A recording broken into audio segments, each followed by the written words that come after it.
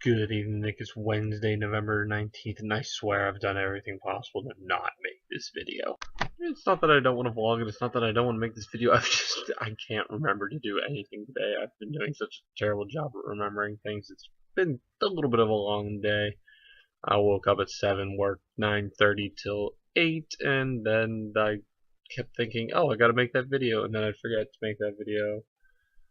And I'd be like, oh yeah, I gotta do that.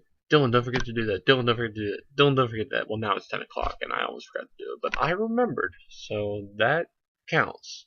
So, Nick, I'm sorry that as of Monday you didn't have any snow, but at least last I checked, 50% of the United States was covered in snow, and 80% was experiencing freezing temperatures. So I assume that you've gotten your snow by now, and I hope you've gotten a chance to enjoy it. But I think that there's one thing that we can agree on. The wind sucks. Now, going off that balance thing, I know that wind is more of that balance stuff and all the world trying to work together and reach its stability, and wind is a super complex process that, like, let's face it, nobody understands because it's just so much fluid movement and so many particles interacting with one another. It's really not possible to predict, and chaos theory shows that. I mean, it's possible, but we aren't good enough to do that yet.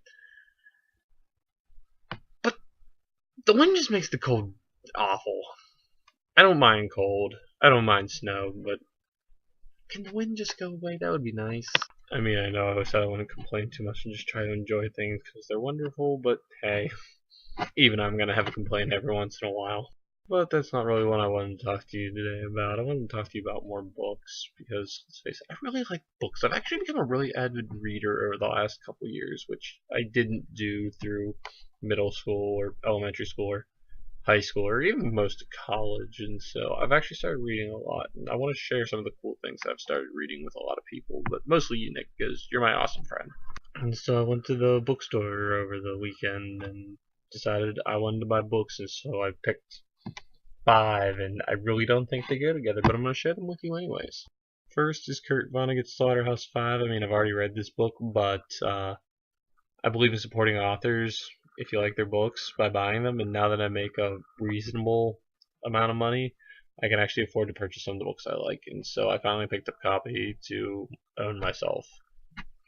It's good. I like it. The second book I bought was The Art of War by Sun Tzu, which I'm probably pronouncing wrong, but that's okay, because I'm trying, and it's a vlog, so I think I gotta actually say things. I can't just let you read them, because that might be the actual communication, and I'm not really sure.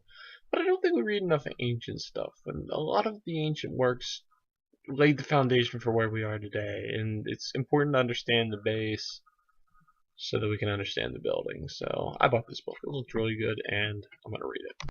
Third was The Teachings of Buddha. It was in the same place as the last book, Art of War, so it looked cool. I bought it. There's not really much of a better reason than that, so I kind of want to try and read it and see where it goes. Fourth is The Maze Runner. I mean, yeah, movies sometimes kind of like ruin books, but I like the concept of books being turned into movies right now because they've pointed me in the direction of a lot of interesting looking books. And so I decided to buy this one because I like the preview for the movie, and so I probably won't end up seeing the movie, but I will read the book.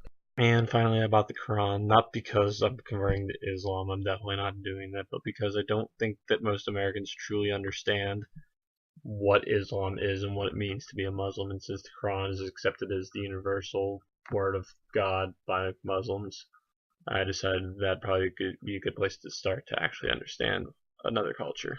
Out of time, but I'll see you on Friday.